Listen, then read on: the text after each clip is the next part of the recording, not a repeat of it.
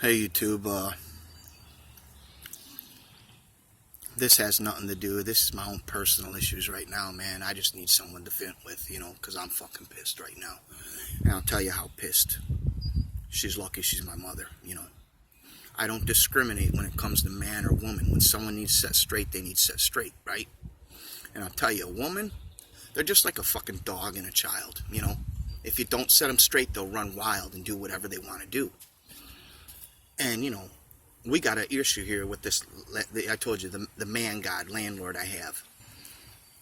She doesn't fix shit. I've been dealing with water problems coming into the basement. When it rains heavy.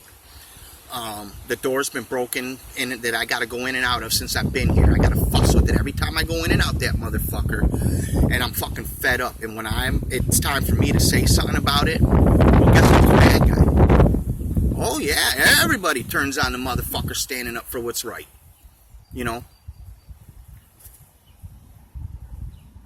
Why would you yell at me and not the landlord that's not fixing the shit? You're yelling at me because I'm going to say something about it?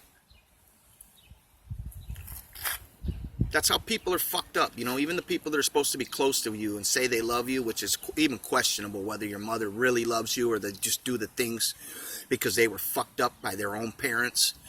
And they do the things they do so they can tell themselves they love you. Yeah. See, once you get, like I said, the best thing I ever did was read that or study, with Roy Masters, the founder of the Institute for Human Behavior and Understanding. And that's how you see how fucked up people really are. I paying rent, but I have to deal with shit I shouldn't have to deal with. The landlord's not coming up with their end of the bargain, and now because I want to say something, and I did say something, now I'm the bad guy. Smack her upside the fucking head, I swear to God, man. It's taking me everything not to do it, man. It's just because she's my mother, because I don't do it. Other than that, that's the only reason I don't, Otherwise, it would be justified and legitimate. Smack upside the head. Fucking unbelievable, man. And not only do I have to deal with the state of mind I'm in because I got to go through this medical shit. The days I do feel good, well, guess who takes that away from me? The person that's supposed to love you the most, right?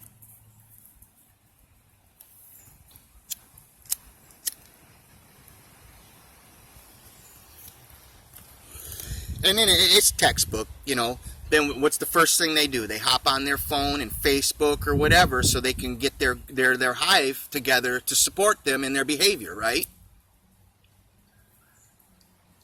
And then they can tell themselves that they're right. And I'm the bad guy every fucking time, man.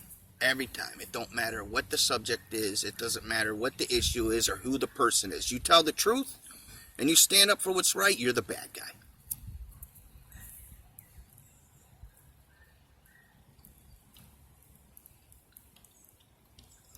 I'm calling my social worker Monday, man. I gotta get this, finish off these other 2 appointments. They gotta do whatever they gotta do. Get these appointments done and over with so I can get this transplant and get the fuck out of America. And that's the sad part, too, is that she don't realize that when I leave, she'll never see me again, And it'll probably fuck her up even more in the head. But like I said, her parents have done fucked her up so bad that she can't even. I gave her the book, How to Survive Your Parents. She got through the, what do you call the summary or whatever's in the beginning, that tells you what the book's about. She couldn't even go no further. She broke down crying and fucking put it away.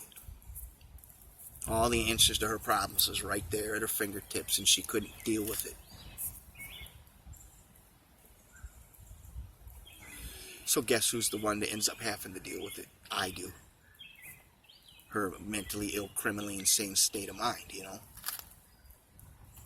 that most Americans are in. That I even teeter in and out of, what the fuck, situations like this, I should be at that level to where whatever she does can't make me angry, man. But, when it comes to right and wrong, man,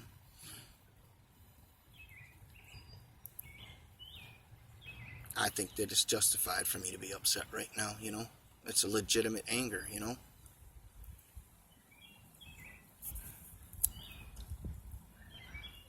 And someone who thinks this is mine, not, you know, everybody else. I'm wrong for sticking up.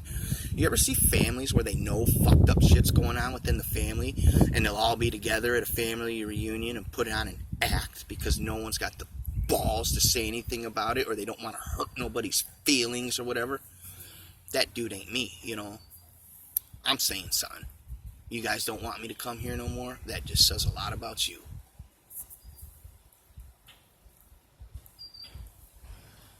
Don't matter me one bit. You know, I feel like, you know, the Native Americans, man, you know, the warriors, man, they would tie themselves to a stake in the ground, proving, you know, we don't run. You know, we're here. We're going to die. We're going to stand for what's right, and we're going to die doing it.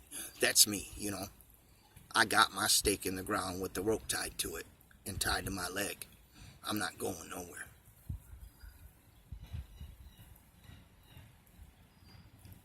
And that stake that I got, the stake that I'm tied to is the truth. Man, fucking heated right now. Maybe if I go put a couple of these berries in my mouth, it'll take my mind off of this shit. Crazy motherfuckers. You know, and the worst part about it is the scripture. I mean, that's a commandment, to honor the parents. And you know, I got to get that together, because the bottom line is she's fucked up. She's fucking crazy. Just like everybody else out here, you know.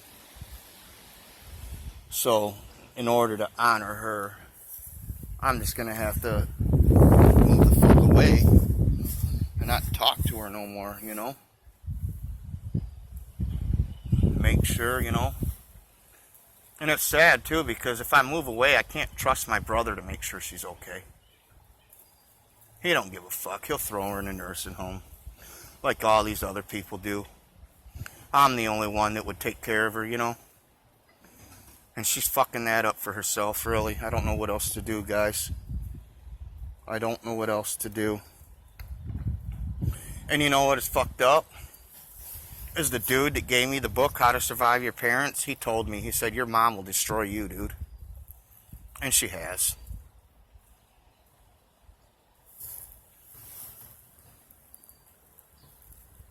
Because I let her. Because I knew, you know, that I needed to distance myself. And I didn't. It's my mom. You know, I feel bad for her. Because I know her parents fucked her up, right?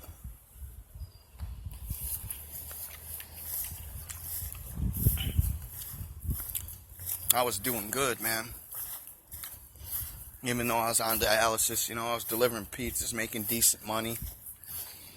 I don't need a house. I was just throwing, you know, whatever friends some money to, you know. One dude had a little man cave in his garage, you know, so I was just throwing him a couple $100 to sleep in his garage, you know. I wasn't there during the day. I was working, shit, so I just needed a place to stay at night.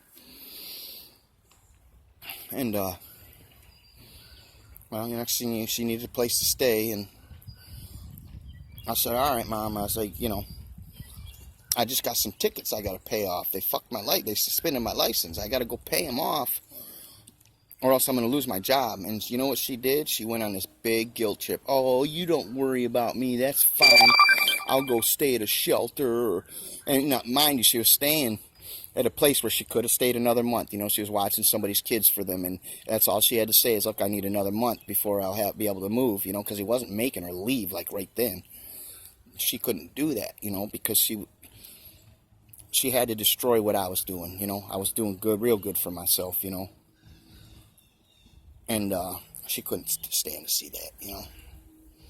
So she threw this big guilt trip. Oh, you don't worry about me. I'll go stay at a shelter or whatever. Hey, why don't you call your other son that's got his own home, you know? Why are you putting it on me like this, you know? I'm fucking sick. I'm on dialysis. Luckily, I found a job that I could do, you know, delivering pizzas. And you're going to come and destroy that right now? Thanks a lot. And it's been nothing but since I lost my license, you know, yeah, I'm on a fixed income, dude. It's going to cost me a couple grand to get my license back. How do you do that when you get $700 a month and then still have bills and shit? It don't happen. So I've been struggling now for 10 years because I can't drive legally. And like I said, it's I'm done with the whole constitutional thing. I don't want to drive around without a license and have to go through all the paperwork that I got to file and everything to defend myself, and go to the court cases. I don't care no more,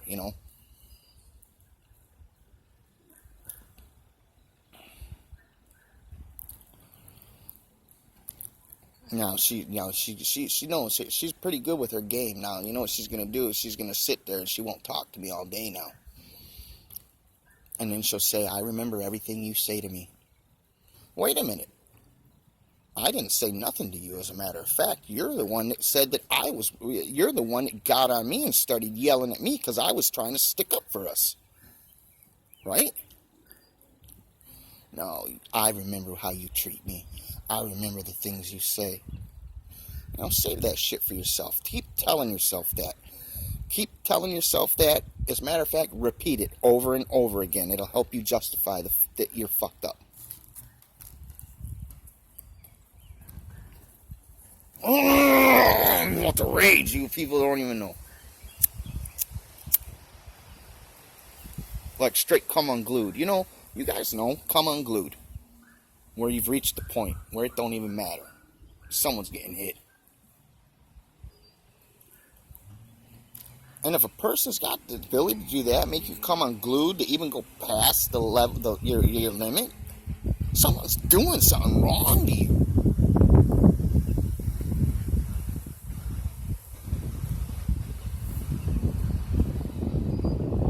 Jesus. That's the only thing I can do. I gotta get these other few appointments done and over with. After that, I should get a transplant. A couple months, I've been waiting already. See how they do it is because I've been on dialysis 10 years.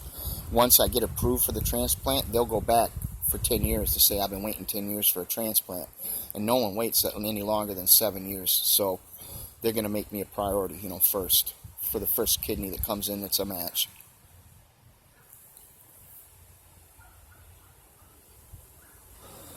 And it shouldn't be a problem. I was just watching the news today and it's talking about that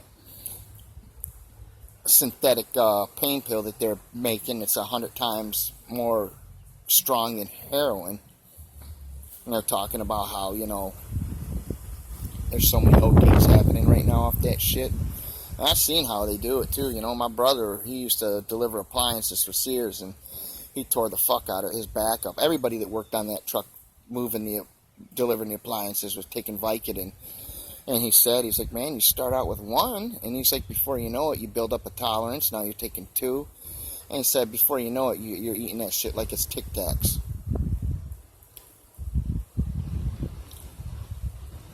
And he said, you don't even know that you're high anymore all the time until you stop taking it. That's when you realize, when you sober up, he said, you're so high all the time, you don't even know. You're just used to functioning like that.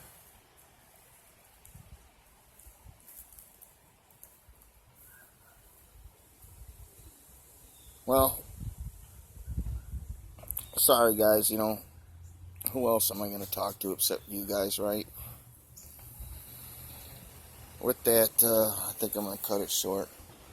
Say goodnight to the bad guy.